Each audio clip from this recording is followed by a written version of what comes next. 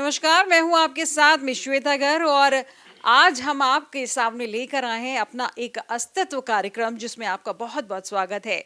आज अस्तित्व कार्यक्रम एक नारी शक्ति की ज़ुबानी आज हम आपको एक कहानी सुनाने जा रहे हैं। वो कहानी है सुषमा खरकवाल जी की, जिन्होंने आज तक का सफ़र कैसे पूरा किया है, सीधे उनसे बात करते हैं। तो सुषमा जी, सबसे पहले तो आपका टीवी 24 में बहुत-बहुत स्वागत है। धन्यवाद। सुषमा जी, पहले तो हम थोड़ा-सा आपके बारे में जानना चाहेंगे कि आपकी कैसे शुरुआत हुई थी और किस तरीके से आपने अपनी पढ़ाई की और क्या-क्या आपका कार्यकाल रहा है? मैंने गढ़वाल यूनिवर्सिटी से पढ़ाई की है। मेरा बर्थ प्लेस देहरादून है और राजनीति से जुड़ने का ये है कि मेरे फादर देहरादून में रहते थे, तो संघ के एक बहुत पुराने नेता थे, कार्यकर्ता थे, ज्योति जी। तो उनसे मेरे फादर की मित्रता थी।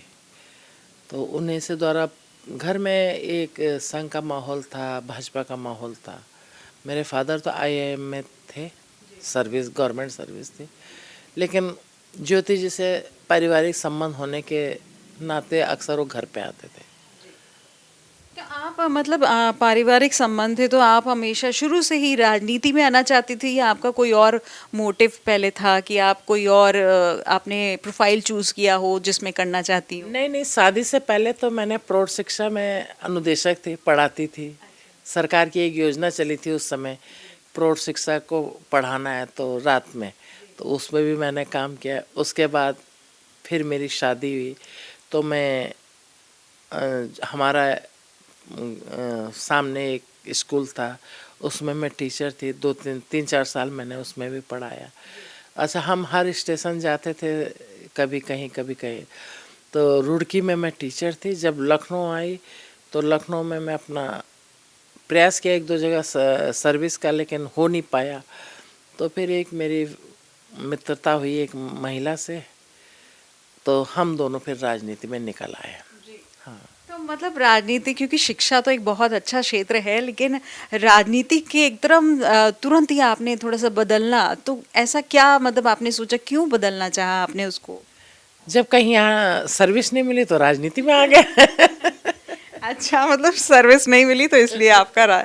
बाकी आप आपके लिए कहा जाता है कि आप अटल जी को बहुत फॉलो करती थी, उनकी कोई भी आपने रैली मिस नहीं की और बहुत आप हमेशा उनकी रैली में आगे रही हैं और काफ़ी आपने उनको फॉलो किया है। तो क्या ऐसा कारण था जो आप उनको फॉलो करती थी? आपको उनकी क्या चीज़ बहुत ज़्यादा खास लगती थी और जिस वजह से आप उनके साथ हमेशा रही हैं और हमेशा उनकी रैलियों को अटेंड किया है? नहीं, अटल जी तो हमारे भाजपा के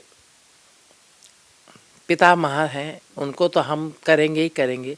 लेकिन लखनऊ ने भी अटल को, क्योंकि आज लखनऊ अटल का है, अटल लखनऊ के है।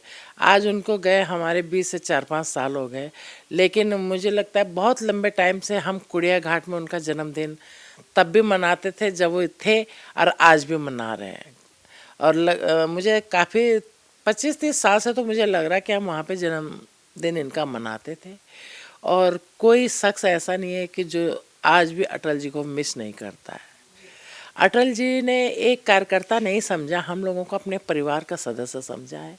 वो भाजपा के पूरा लखनऊ उनका परिवार था, और उन्हीं के जो इच्छा थी कि देश में कैसा काम हो, आज माननीय प्रधानमंत्री जी ने उनके हर एक एक इच्छा पूरी की है। वो चाहते थे जैसे धारा 370 हटे, ये सब हटे, लेकिन मोदी जी ने उनको श्रद्धा सुमन अर्पित किया, उनकी हर इच्छा को पूरा करके। आज जो काम चल रहा है, हो रहा है, ये सब उनकी सोच थी। उन्होंने नदी से नदी जोड़ने का काम शुरू किया था, उन्होंने सड़क से सड़क जोड़ने का काम शुरू किया था, और आज मुझे लगता है कि वो सारा काम पूरा कर रहे हैं। भारतीय जनता पार्टी उनके हर एक पद चिन्हों पे चल रही है। बाकी सुषमा जी, जैसे आपका विवाह हुआ, आपका परिवार जो है एक सैनिक आपके हस्बैंड रहे हैं, तो वहाँ का माहौल एक काफ़ी थोड़ा सा एक बहुत ज़्यादा अनुशासन वाला होता है, तो उसमें आपको कैसे उन्होंने सपोर्ट किया? मेरे तो फादर आईआईएम में थे, वो भी सेना से ही संबंधित है। मेरे बड़े ससुर स्वतंत्रता सेनानी थे, मेरे ससुर तो बिजनेसमैन थे, मेरे हस्बैंड आर्मी, हमारा परिवार पूरा बैकग्राउंड आर्मी से है। जो कहना है साफ कहना है, सीधा कहना है, लाट लतेप नहीं करना। कि जैसे अभी मेरे पास काम के लिए आते हैं, मैं चिट्ठी पढ़ती हूँ, होने वाला होता है तो ठीक है कर दो, नहीं होने वाला होता तो भैया ये हो नहीं पाएगा। मुझे मेरे सहयोगी डांटते भी हैं कि सीधा क्यों बोलती है। मैं कहा वो रोज़ रोज़ हर महीने दौड़ने से अच्छा है कि आज ही उसको ये है कि भाई यहाँ नहीं होगा तो आगे कहीं और देखे। और मैं अगर कहूँ कि ठीक है देखती हूँ, और वो फिर एक हफ्ते बाद आए, फिर एक हफ्ते बाद आए, लास्ट में जब उसे पता चले कि ये काम नहीं होगा तो उसको कितना कष्ट होगा। इससे अच्छा है कि जो कष्ट उसको लास्ट में ना पहले ही पता चल जाए कि मेरा काम नहीं होने वाला। तो मतलब ये है कि आपके पूरे परिवार का आपको इस में बहुत सपोर्ट रहा है, हर कोई ने, हर एक ने आपको बहुत सपोर्ट किया। नहीं नहीं, मेरा परिवार राजनीति से बिल्कुल बाहर है। राजनीति के ABCD ना तो मेरे पति को मालूम है, ना मेरे बच्चों को मालूम है, ना मेरी बहुओं को मालूम है। वो उनको अन्य राजनीति से उनको किसी को मतलब है। अच्छा सुषमा जी, महिला जब होती है, महिला अगर ऐसे किसी ओहदे पर होती हैं तो महिला का रोल सिर्फ एक नहीं होता, उनके रोल कई सारे होते हैं कि उनको आप जैसे आपने कहा आपकी बहू हैं तो आप एक सास भी हैं, आप किसी की माँ भी हैं, आप किसी की पत्नी भी हैं, किसी की बेटी भी हैं। उन सबको कैसे आपने कोऑर्डिनेट किया, किस तरीके से आप सबको मैनेज करके चलाती हैं? कोई समस्या नहीं होती है। महिला तो जब वो बेटी होती है तो भी किसी की बेटी है, किसी की बहन है। जब बड़ी होती है तो किसी की पत्नी हो जाती है, किसी की माँ हो जाती है। तो रिश्ते संभालने से संभलते हैं, ऐसा नहीं है, वो कोई समस्या नहीं है। और आज तो मेरे पास कोई जिम्मेदारी नहीं है।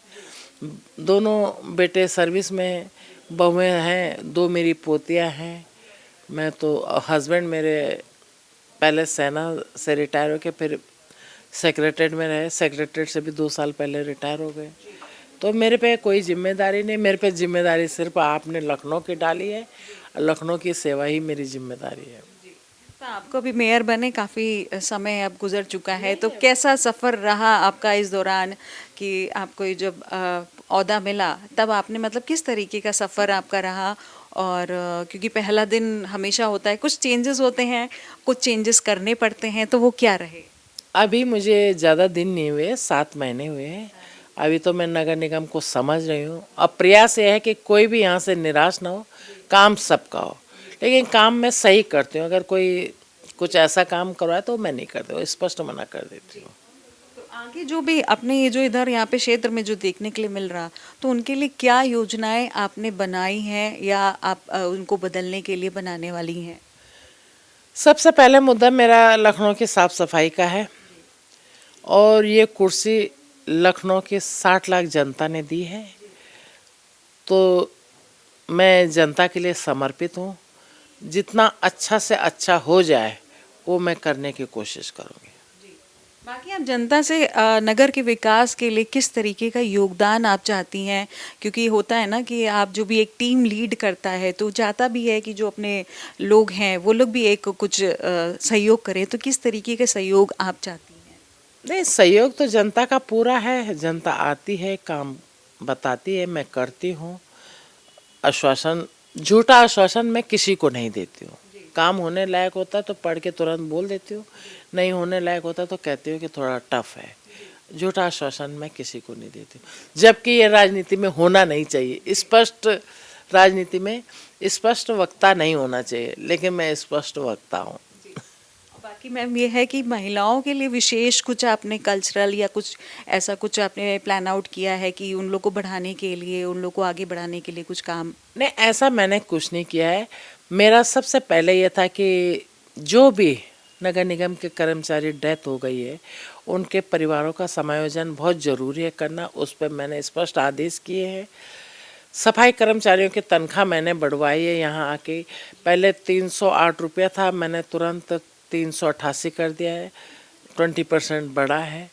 और कोशिश ये करें नीचे तबका का सम्मान करिए, ऊपर नहीं, नीचे तबके का सम्मान करिए। ये तो बहुत अच्छी बात है कि आपने इस तरीके की चीज़ें स्टार्ट की हैं। आगे इन फ्यूचर भी और क्या क्या आपको करने का है?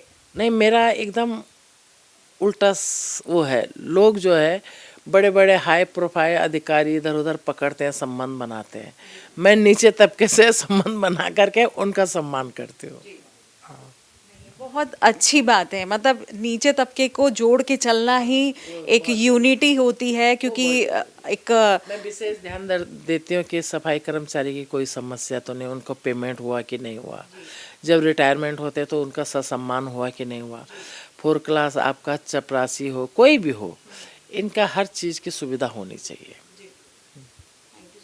आखिर मैं चाहूँगी कि आप टीवी 24 के माध्यम से एक मैसेज दें सभी को और महिलाओं को। मैं लखनऊ की जनता का शुक्रिया अदा करना चाहती हूँ कि आपने मुझे इस स्थान पे बिठाया है, और आप मुझे पूरा विश्वास करिए, मैं जो भी काम करूँगी, मेरा एक एक मिनट एक एक घंटा सिर्फ आपकी सेवा के लिए है। विश्वास करिए मैं कुछ करूँगी लखनऊ के लिए, और शायद आपको 1-2 साल बाद आपको अपने निर्णय पे गर्व होगा कि हमने अच्छा चुनाव किया है। पूरी कोशिश करूँगी। धन्यवाद। Thank you so much. तो ये थी हमारे साथ लखनऊ की मेयर सुषमा खैरवाल जी, जिन्होंने हमसे बात की हमारे शो अस्तित्व के लिए। उन्होंने बताया कि किस तरीके से उन्होंने अपनी जर्नी की शुरुआत की है, और उनका निरंतर प्रयास रहता है कि जो निचले तबके के लोग हैं उनके साथ मिलकर उनके साथ काम करना, और ऐसे ही वो आगे बढ़ना चाहेंगी।